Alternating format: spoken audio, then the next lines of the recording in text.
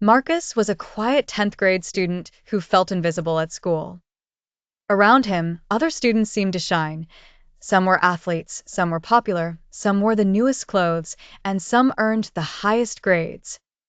Marcus, by comparison, felt ordinary and small. At home, he scrolled through images online and compared himself to what he saw. Every post seemed to remind him of what he lacked. Better smiles, better bodies, better vacations, better lives. Or so it seemed. The more he looked, the less he liked himself. One day in Bible class, his teacher set a mirror on the desk. It had a long crack running through the center. "Is this mirror worthless because it is cracked?" she asked. A few students laughed and said yes. Others shrugged and said maybe not. The teacher lifted it carefully. "It is damaged," she said, "but it still reflects. Not perfectly, perhaps, but it still serves its purpose." Then she turned to the class. People are like this after sin has broken our world. We are wounded by pride, fear, selfishness, and pain. But even in our brokenness, we must remember something first. God made us in His image.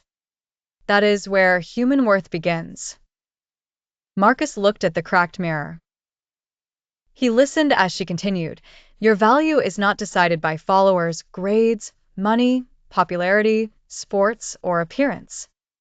You matter because the one who created you gave you dignity." The words stayed with him. That evening, Marcus wrote in his notebook, "I am not an accident. I am made in God's image." He did not become fearless overnight. He still had days when comparison tried to pull him down. But something changed. He began to speak more kindly to himself. He stopped mocking the student others ignored. He noticed the tired janitor who worked late, the shy girl who sat alone, and the homeless man near the store, not as invisible people, but as bearers of God's image. The cracked mirror remained on the teacher's desk, but it no longer looked useless to Marcus.